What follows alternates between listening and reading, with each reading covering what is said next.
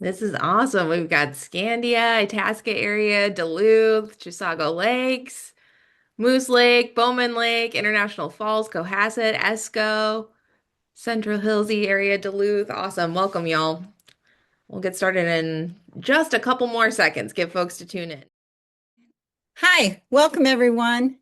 My name is Sue Frame and I'm a volunteer leader with Chisago Lakes Area Indivisible. Welcome to the town hall. Tonight's event is sponsored by Duluth Indivisible, Metro CD8 Indivisible, and Chisago Lakes Area Indivisible.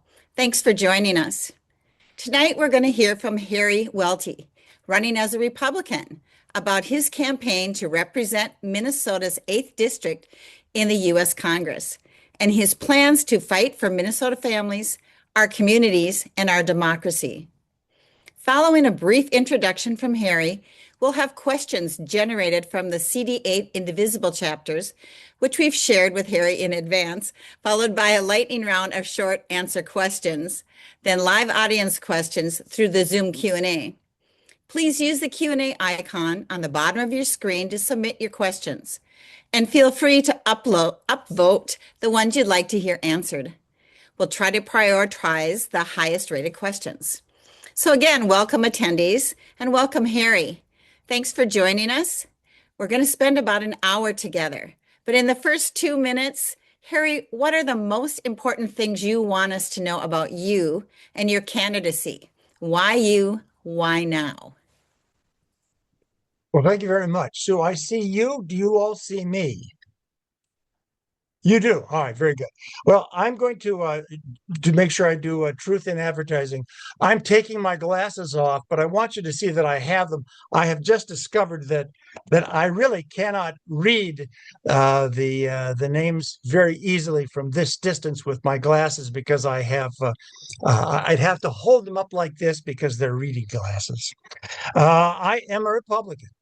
I am a Republican. Oh, I'm a Republican. And that really ought to provoke most of the questions that you have for me, because there's all sorts of things Republicans are supposed to be. And I might be a few of them, but I'm sure not every one of those things. The reason I think that I would be a person you would want to have represent you in Congress is because I am a Republican, and we as a nation are probably stuck with the same two political parties. I do not know whether the Republicans will, and I hope it is true, be a minority in both the houses of Congress. But the Republicans will continue on.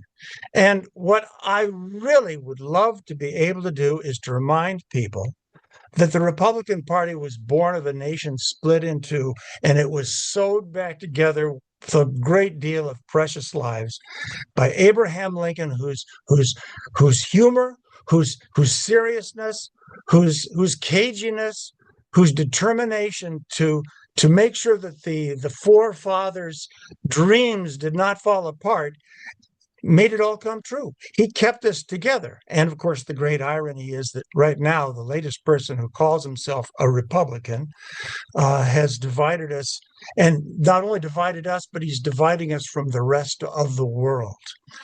I would be an antidote in the Republican Party to remind people what the party used to be and what it could be again. And without people like me in places that people have to pay attention to them, like they had to pay attention to Marjorie Taylor Greene, the Republican Party will never be reminded of what it used to be. I mean, we had senators who told Richard Nixon, "You have got to go. Mr. Nixon, you've got to go." So that's just the beginning. And I will tell you, I have not read the questions in advance, but I can guess what most of them are. And I've told the hosts that I only plan on answering what I need to, which may not be the full 6 minutes. And you will have to follow up. And I hope you have lots of follow-up questions, because I don't want to blather any longer on any other question other than I have just done now. Thank you very much for the ability to chat with you all tonight. Hello, my name is Cindy Lee Olson, and I'm on the steering committee of Duluth Indivisible. Tonight's format for the town hall will be as follows. We have 6 questions from the Indivisible Group's Minnesota 8th Congressional District, And we also have a lightning round with questions drawn from Indivisible's National Theory of Change. Again, at the end of the prepared questions, we're going to look at questions that are posed by you, the audience. So be sure you add those questions in the question and answer in the Q&A option and upvote on the questions that you would like to hear. We are building a sustained, decentralized grassroots movement to hold elected officials accountable and to advance progressive policies to create a multiracial, fully participatory democracy where liberty and justice for all really means all this time. We are taking the August primary seriously as well as the midterm election in November. Everyone on this call knows we are at an inflection point in our democracy, and we know Minnesota is front and center right now as we live through an unprecedented federal assault on our state, on our safety, on our elections, on our ability to thrive, and on our right to shape our own future. What is happening now, who we send to Washington, and the decision those federal leaders make will determine whether we are able to stop the harm and change course. So let's get started with the first question. We've told Harry that he has 5 or 6 minutes to answer each question. Paul, take it away. Hello, Harry. I'm Paul Fleckenstein from Good Trouble here in Duluth. Still at the top of mind for Minnesotans is the damage and disruption caused by the Customs and Border Patrol, CBP, and ICE, Immigration Control and Enforcement, in terrorizing our communities through Operation Metro Surge, and on a smaller scale in rural communities also. Part of our response has been to call for Congress to end funding for these two agencies of the Department of Homeland Security without significant reforms. Do you support this? What reforms would you support for our immigration policy? And what else would you do to hold federal agencies and personnel accountable for their actions? Thank you for that question, Paul. And it should be the first question. I will tell you that uh, I'm a snow sculptor. I make snow sculptures. Now, those of you from the other parts of the district than Duluth may not know about my 40-year record of making snow sculptures, but a lot of them are political in nature, and sometimes they go viral. And the day after Miss Good was murdered, I felt I had to make a snow sculpture that expressed my unhappiness. And I made her little Honda Pilot with her in her last image, smiling, saying, "I'm not mad at you." And I put it in my front lawn. And shortly after that, flowers appeared, and I had people sharing images on Facebook of 200,000 people looking at this. I I have a way of reaching beyond our borders with my sculptures, sometimes my thoughts. Um, I absolutely find everything that our president has allowed the ICE organization to do vile, abhorrent. I have a sign saying that Donald Trump has abused immigrants from the time he employed them to the time he set ICE on them. So yes, I don't know exactly what it will be, but it will be curbing ICE and changing it so that we are no longer a nation that treats people that we kept in this country vulnerable to ICE as as something that would be helpful for employers who had troublesome people. So we welcomed them, and it was a way of paying them even less. And now all of a sudden we don't have them, and our agriculture will suffer because we no longer have them. We've got a lot of things that we have to do with immigration to make this a fairer world. But ICE has got to go. And don't ask me exactly what that entails. I have yet to get to Congress to work on them. Hi, Harry. I am Joanne Bates from Good Trouble and Duluth Indivisible. H.R. 1, known as the One Big Beautiful Bill, cut Medicaid and SNAP benefits and reduced subsidies for Affordable Care Act, all of which will result in increased healthcare costs, decrease access to healthcare, and a threat to rural hospitals and their patients who rely on these programs. What is your plan for restoring funding to these valuable health programs that provide access for millions of Americans? What do you think our nation should do over the long term to ensure healthcare access for all? There are 435 members of the House of Representatives, and any Congress candidate who has a plan will quickly discover when he gets into the halls of Congress that there are people with far more seniority and 435 other voices. And the most important thing he can do is make intelligent votes until such time as he has seniority to be part of the planning process.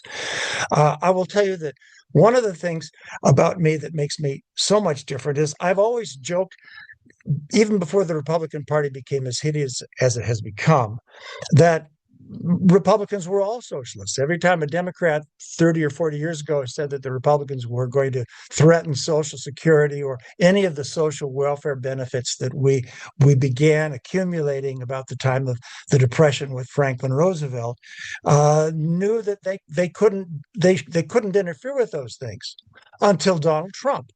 And I just will be one of the voices to remind Republicans that we do have obligations. And it is a great irony that in the great red swath of America, the rural part of America that seems so supportive of Donald Trump, that is, as you pointed out in your question, where a great many of our healthcare systems are breaking down because we don't have the population for hospitals or for doctors. And Medicaid is a necessity. That is going to be in my heart and in my head when I get to Congress as one of those 435 congressmen, should lightning strike and get me elected.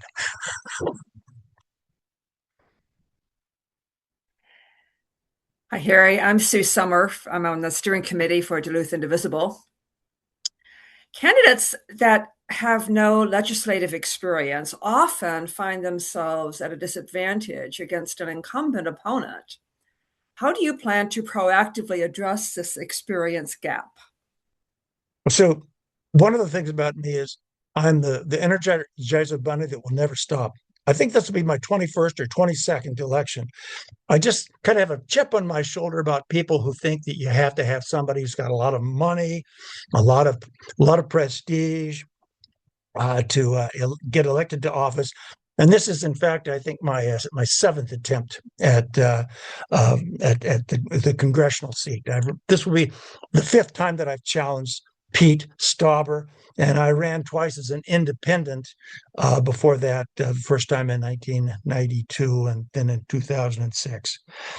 I am resentful of the notion that money wins elections. Now, bear in mind, I just read a story that the Republican Senate committee plans on spending $300 million to make sure the Senate does not fall to the Democrats. They might pull that off, but I don't think money is the key here when more and more Americans are sensing that their democracy is at stake. And I'm praying that the Republicans become the minority in the United States Senate. Will it last for long if it happens? I don't know. I'm getting old. I'm getting old. I'm 75 now. I've done a lot of this, and I know that people look at me and think, "Hey, pretty irrelevant." But I'm looking out in the audience here, and I see a lot of people that are not too far away from me. There is something about people who have an understanding of politics, and I've been reading my history since I left college, and all these young people that got elected back in the 1970s. I thought young people are so ignorant. I am still a young person. I will tell you about me. I fell out of my garage 9 feet onto the site onto my garage floor 2 months before the election for the school board last year. I broke my back, I broke my pelvis, and within a week and a half, I was killing myself knocking on doors, passing out literature. I'm very fine now. I seem to have healed. I'm tough. If I can just keep my sense of humor, my courage, if I can make that point that maybe we need somebody in the Republican Party, and maybe this district is a perfect place to have Democrats run over and vote in the Republican primary. If something like that should happen, I became the Republican candidate, the whole nation would be paying attention to me, and I would not have to have $1 million because it would be so remarkable. It would be so remarkable. People would watch me, and they might be able to see some of that Minnesota spirit we all saw after ICE tried to take us over and we chased them out of the state. We are a hero to 49 other states, or at least a good share of those 49 other states. Hi, Harry. My name is Amanda Mosiniak, and I'm with Duluth Indivisible. Building off that last question, you have an entrenched opponent with $1 million in cash on hand, whose votes have hurt or will hurt our farmers, our miners, our election security, our relationship with Canada, the recreation economy Northern Minnesota depends on, our hospitals, etc., on and on. He won the last election by 67,000 votes, and our analysis says roughly 63,000 eligible voters did not vote. What is your ground game to win this thing?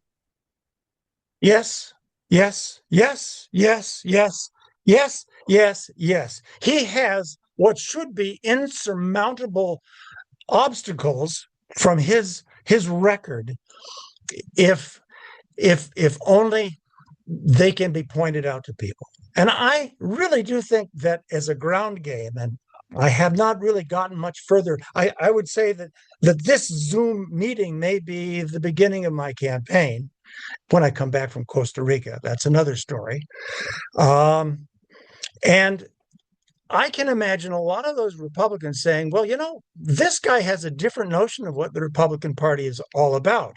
And however historically illiterate a lot of Republicans are, they all understand it began with Abraham Lincoln, a man who was very different than our current president, our current congressman. My ground game is to be a spark that catches people's imagination. Now, I'll tell you, the biggest difficulty that I will have is winning the primary with Democratic votes. You've got 6 or 7 wonderful candidates, all of whom can count on my vote should I not win the primary and they become the Democratic candidate. But it would be so fun. It would be so fun to have somebody who is so unlike Donald Trump or his clones or toadies, and that's what Pete Stauber is. He's a toady. Have to confront somebody like me, and if the Democrats confronted him with me as his primary candidate, and he knew that Republicans would be joined by Democrats voting, and they can do that in the state of Minnesota because we have open primaries. That would be probably all of my Democratic fellow candidates who are challenging him. Their best hope is to have me take him out, because there might be a lot of Republicans who would resent having me there as their candidate because I'm so anti-Trump. And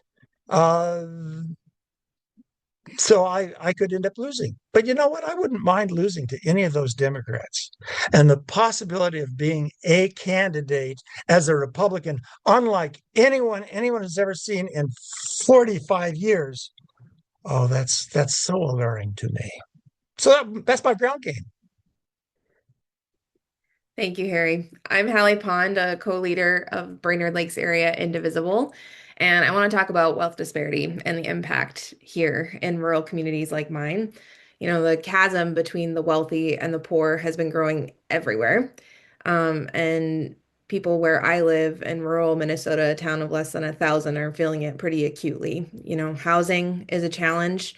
School districts and local infrastructure are under duress. And just for example, there's not a single hospital or urgent care center in the 2,000 square miles that make up my sacred homeland in Cass County.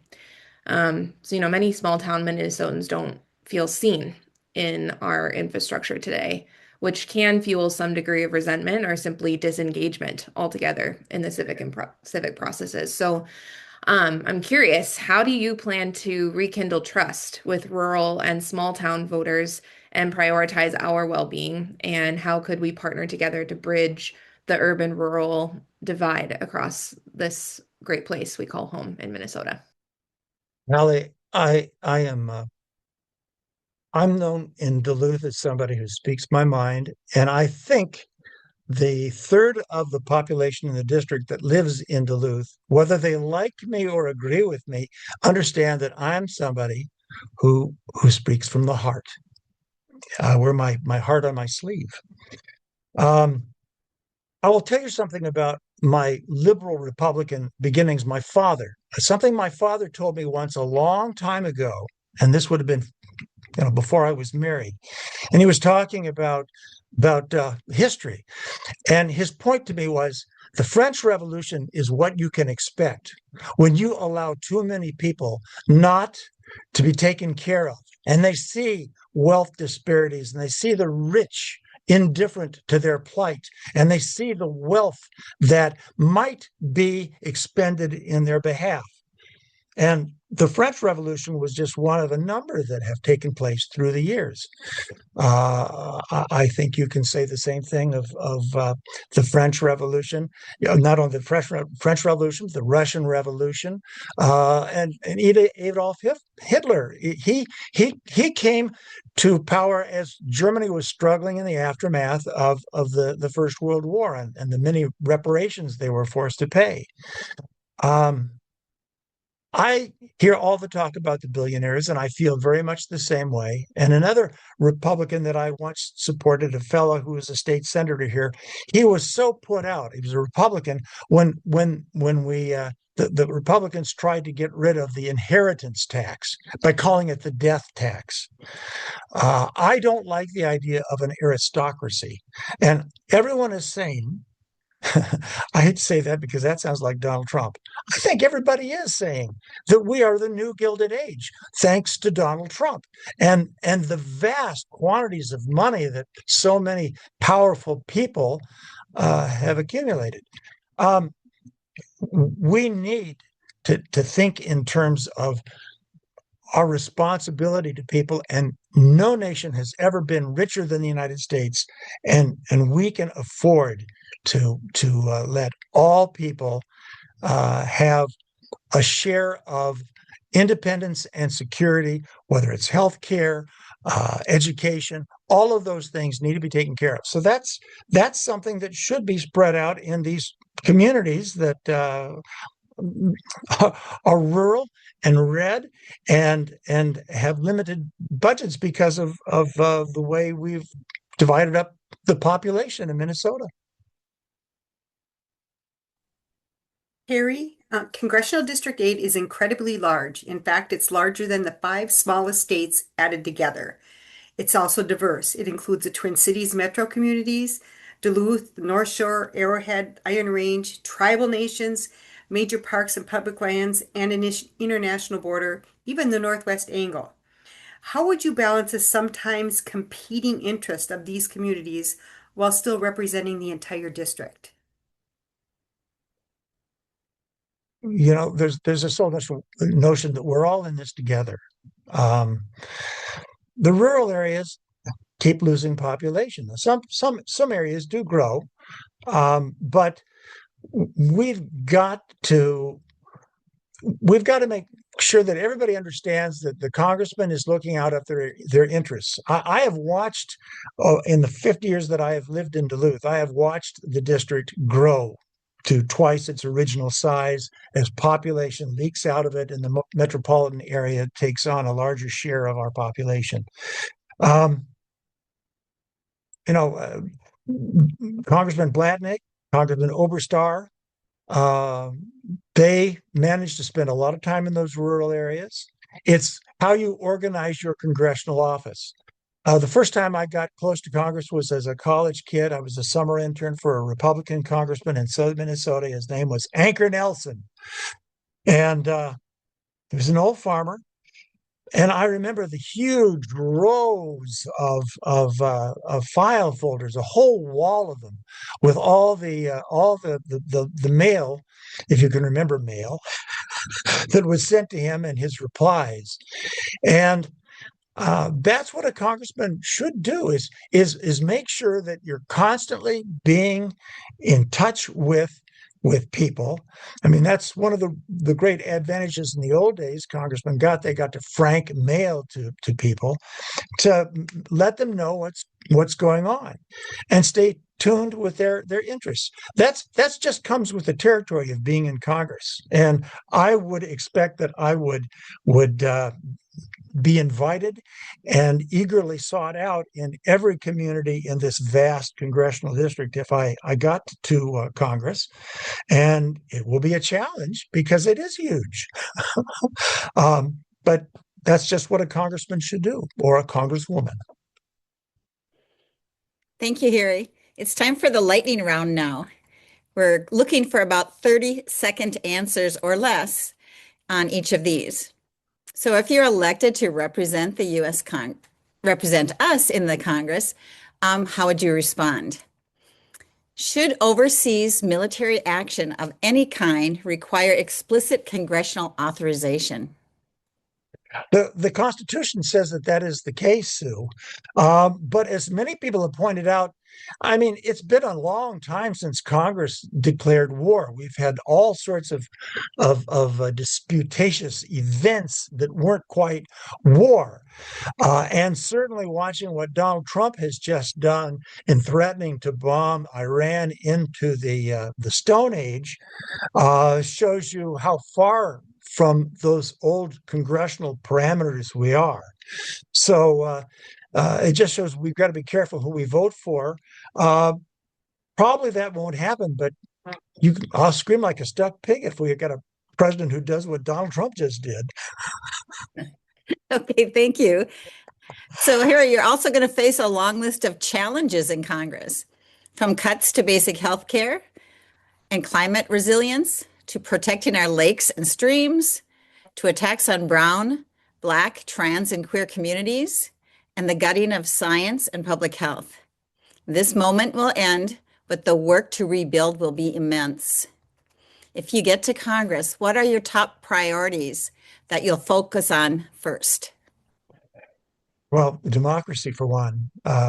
We've got to find a way of making politicians in the different states back off from trying to make it difficult to vote. That's one thing.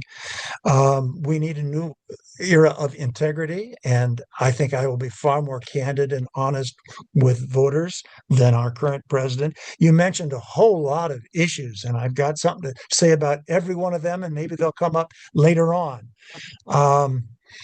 But I'm somebody who's been reading 2 newspapers a day since I was a high school debater. And that's about 65 years worth of reading. And I got a lot of history books under my belt too. So I pay attention. I have a good sense of how things are going. And I'm probably over my 30 seconds. Pardon me. It's okay. That's a good reminder that you can put your questions in the chat. And here's our next question. Will you support stronger gun laws, such as an assault weapons ban, and making sure our federal gun background check system is not weakened? Yes. Anything else? It's up to you. I could go on. Well, no, yeah, absolutely. Yes. And remember, this is a Republican saying that. I think Barack Obama said that the Republican Party was the party of God, guns, and gays or something like that. Now, maybe it's not gays anymore. Now it's trans. One of my other snow sculptures that had flowers dropped off was right after Sandy Hook. And the children there were slaughtered. And I made an angel sheltering 2 little kids that I saw in a photograph standing aghast outside that school. I have long felt that this absolute aversion to any regulation of guns is insane. And I look forward to being a Republican, saying I disagree with all the rest of you. The NRA was a corrupt, sordid affair, and if that's your idea of good governance, you're wrong. All right, thank you. So Harry, will you join the Congressional Progressive Caucus? I don't know. The thing that worries me about the word progressive is, what does it mean? I consider myself a liberal. Progress is a change, but it doesn't necessarily mean a change that everybody wants. It's maybe what you want, but does your neighbor believe in the same kind of things you would like to see progress? I'm going to be allies. I know enough about it. I'm going to be absolutely an ally of people on many, if not most, issues. So am I going to join it? I'll be doing my best to help good progressive things go forward in the new Congress. All right, thanks. Should members of Congress and their families be banned from trading stocks and betting on prediction markets? Yes. All right, what's your position on the role of non-disclosure agreements with respect to private corporations and elected officials? I don't like that.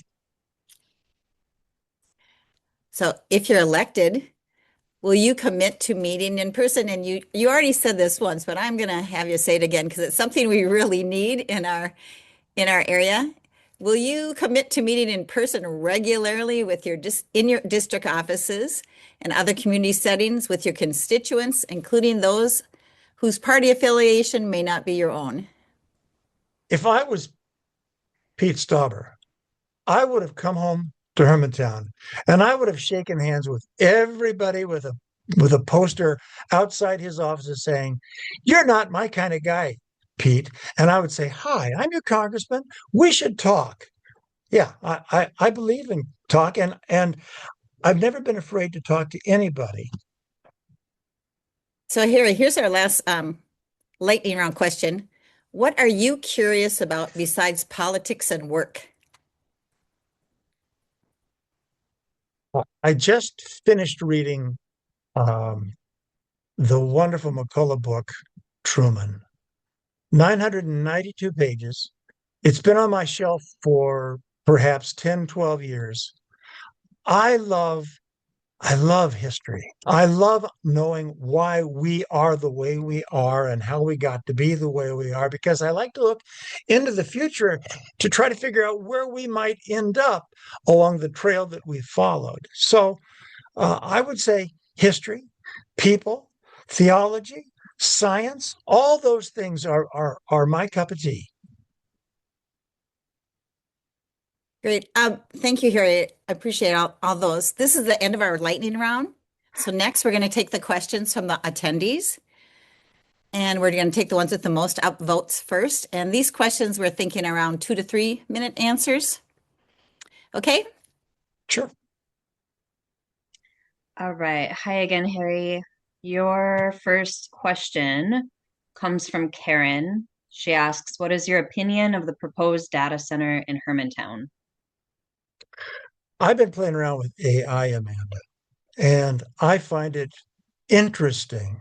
And about 6 months ago, I was trying to learn French with AI, and I was asking it to give me simple questions using small numbers. And I got one in French that basically said, "How much is 22 minus 6?" And the answer that I guessed was 22 minus 6 is 20, is it 16? And he said, "Oh, you're so close. It's 14." And that ended up being a long question where I asked it if it was hallucinating, and it conceded that, oh yeah, it probably was hallucinating. AI is a scary sort of a thing, and I don't know where it will take us, but I know it's not going away. Is is the center going to be worse if it goes to someplace like Scottsdale, Arizona, where there's no water?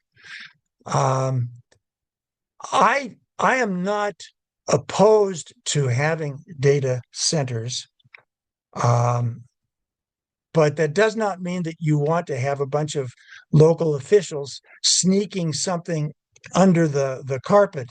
It's something that needs to be discussed openly. And I'm willing to see it built if that community's leaders pay attention to all the people that they have.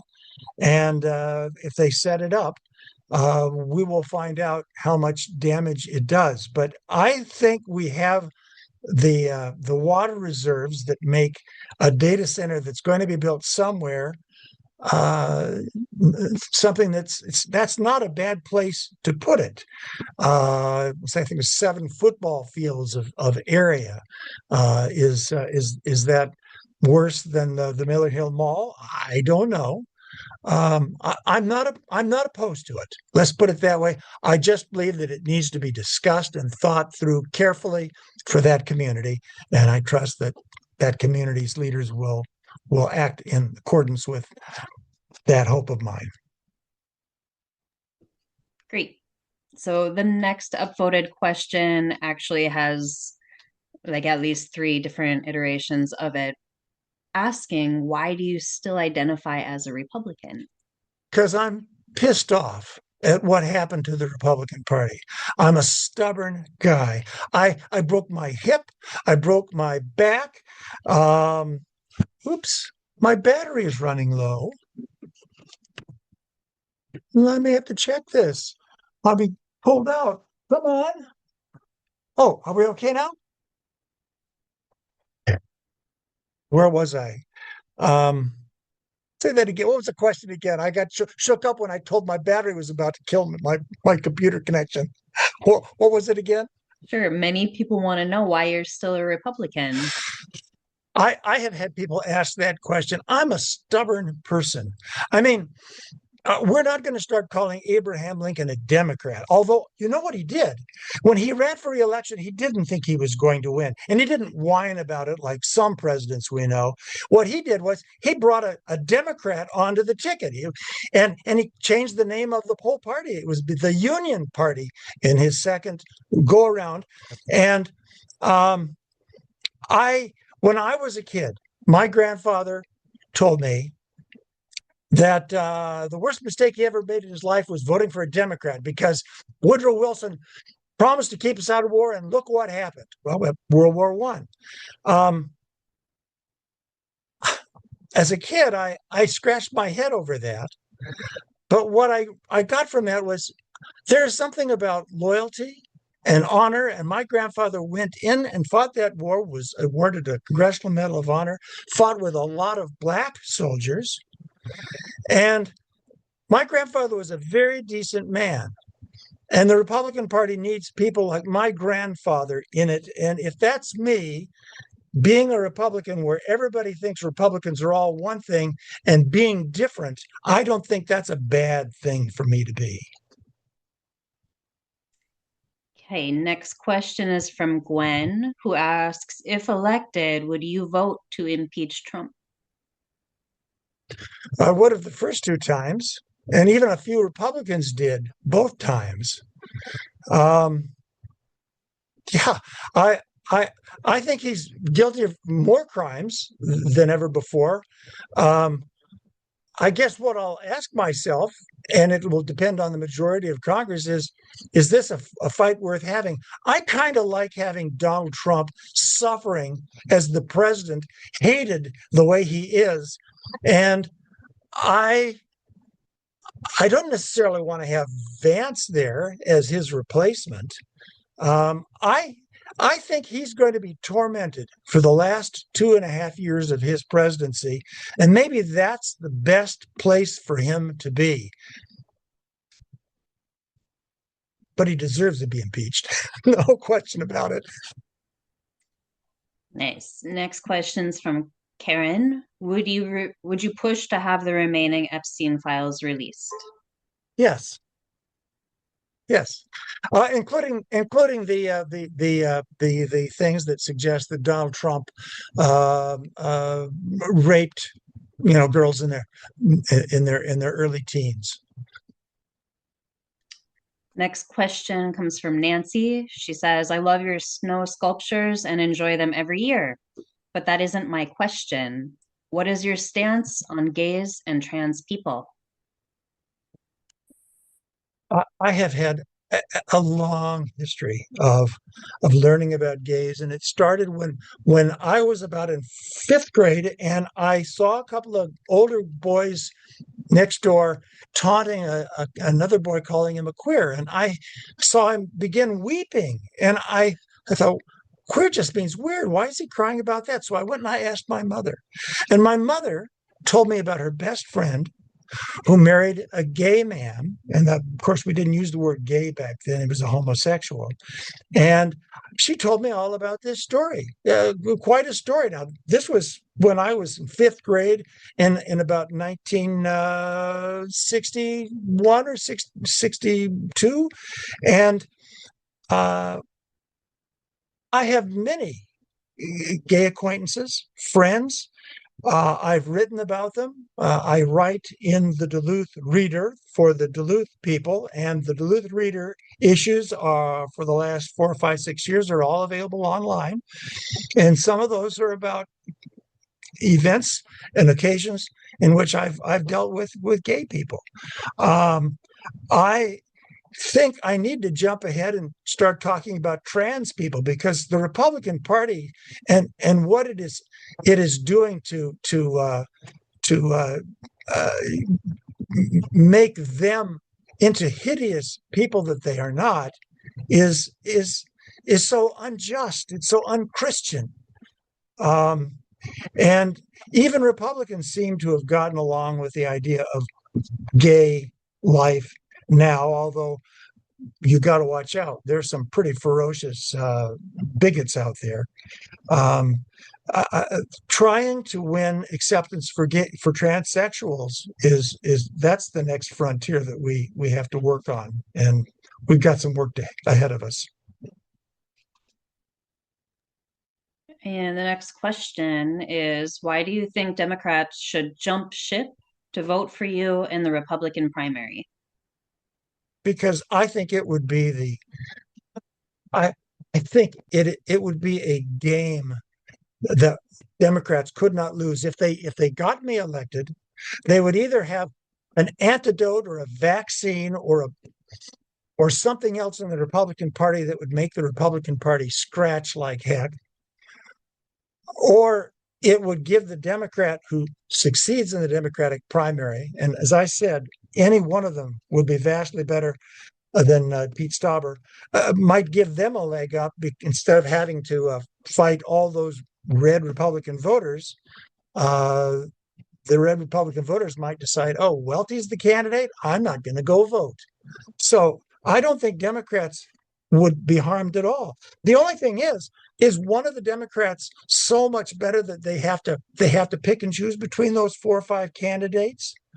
I think one way or another, the strongest candidate will win, and there are some good candidates among the Democrats. But I just think having a Republican candidate who upsets Pete Stauber would do so much good nationwide, bring so much attention, just as all of the protests in Minnesota did after ICE invaded us. That unusual set of circumstances would be the best thing people who think like Democrats could probably do for themselves. And Gwen asks, what would you do to make housing affordable to all? What should our national policy be with regard to homelessness?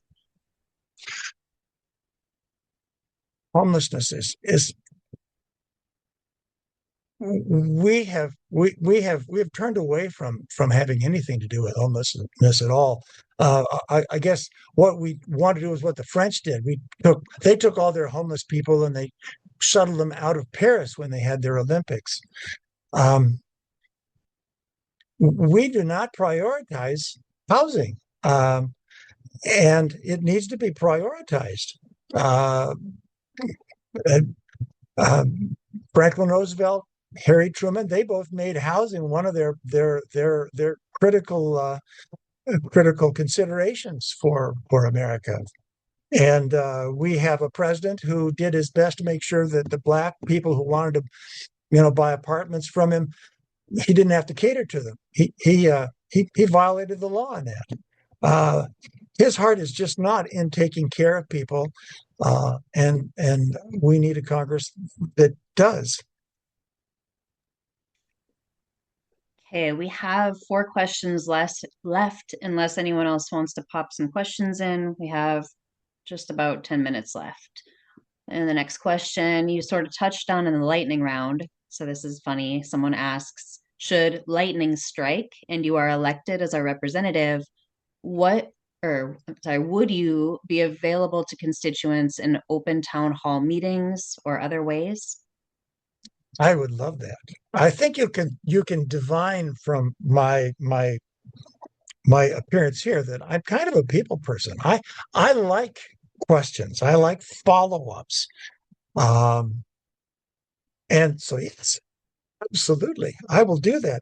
But I will try to go to places that have lots of Republicans, because that would be the real challenge. See, I consider myself the real Republican because I'm still in touch with Abraham Lincoln.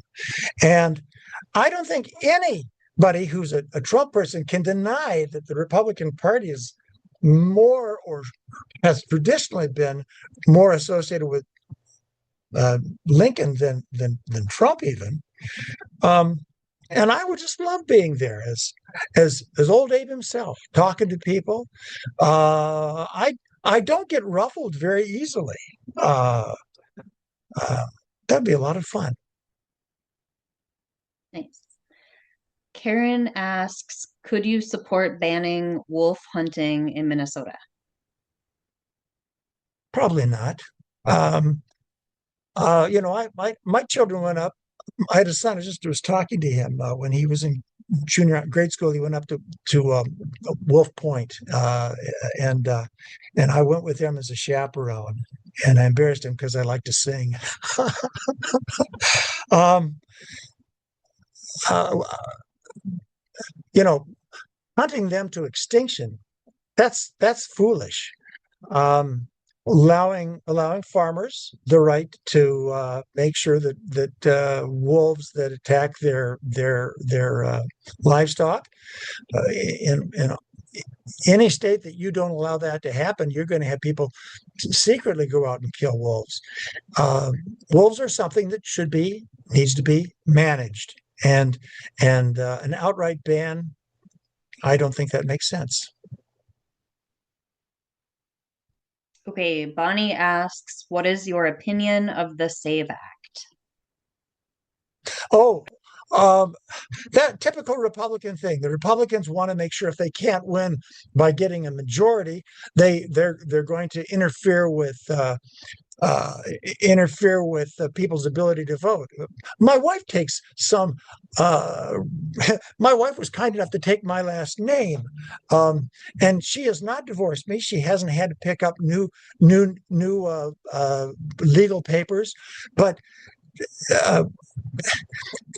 The best estimates are that we've had maybe a couple hundred people who shouldn't vote, like there were foreign nationals vote in our elections in the last 30, 40 years. You do not throw an impediment before millions of people that you suspect and hope are Democrats, so that you can keep Republicans getting elected, just because in the past a couple of hundred kind of clueless foreign nationals walked in and voted and made no difference on any election in the past. That's my answer. I like your wife. I've met her. She's very nice. The next question is from Mark. He asks, what do you see as Stauber's greatest weakness in the upcoming campaign?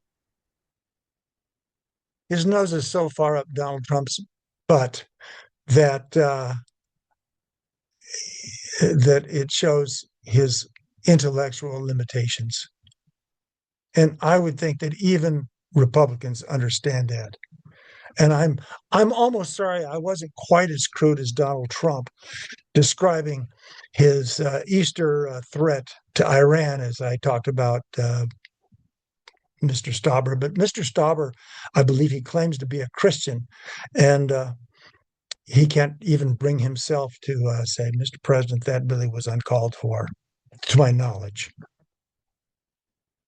Yeah, just a few questions left. Gwen wants to know, since Trump will probably endorse Stauber, doesn't that mean that it is very unlikely you can beat Stauber in the primary?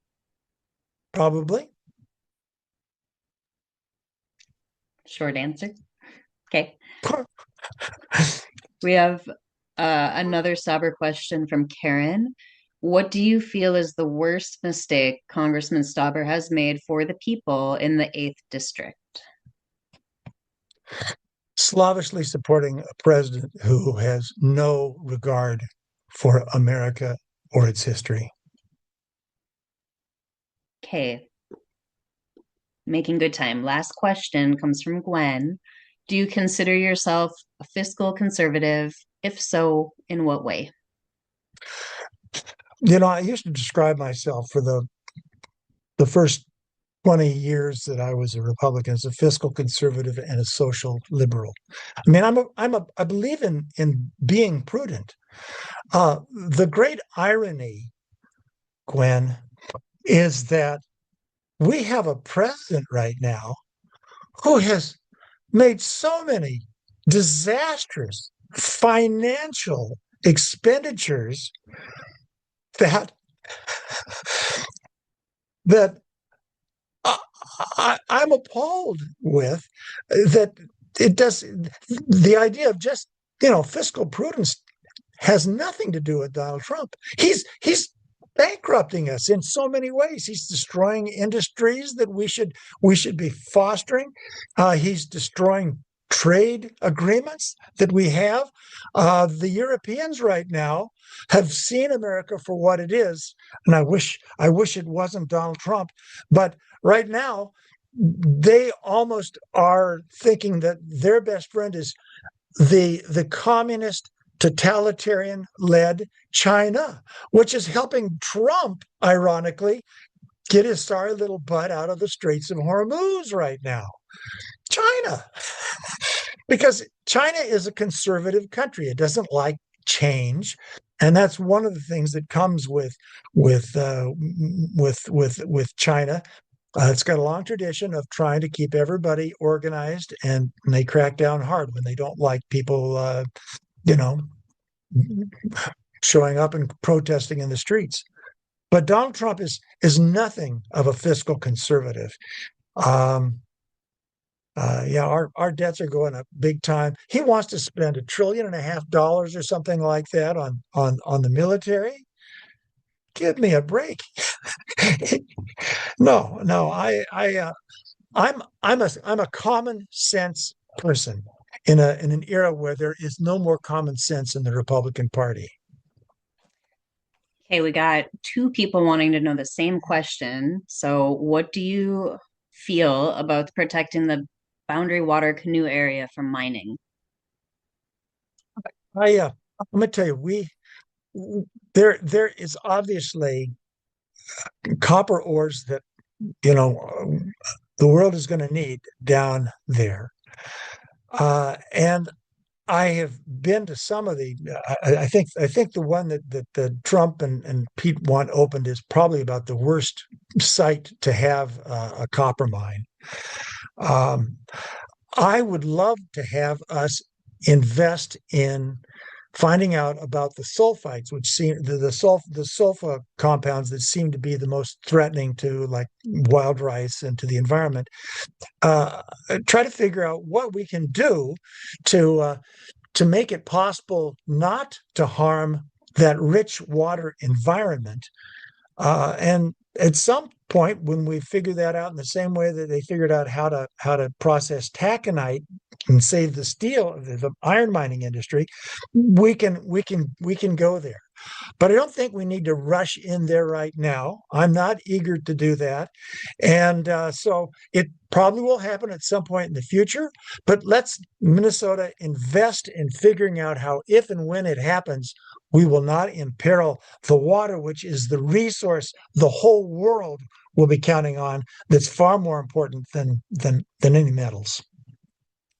Speaking of the whole world, or this question comes from Karen, do you think Netanyahu pulled us into a war with Iran? Yes, I think he's been working on that. Uh, when Donald Trump walked down his golden staircase, I was in Israel with my wife. She was a seminary student, and we were having a 2-week peace trip, and I was there as a spouse.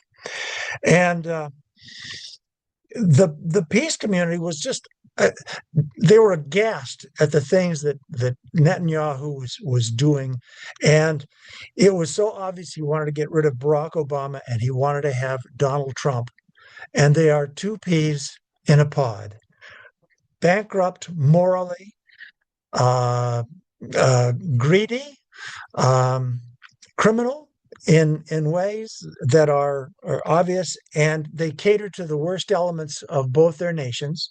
And so Donald Trump suddenly uh, he got tricked by Netanyahu into this stupid war with Iran. So yeah, I would say Netanyahu had a big hand in what's continuing on there.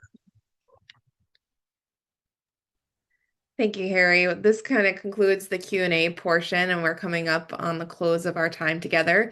Would love to give you an opportunity to share any final few sentences with us before we move to a few announcements and let folks go tonight. Thank you all very much. It's heartening to hear people willing to listen to somebody who calls himself a Republican and ask respectful questions and consider my outlandish proposal.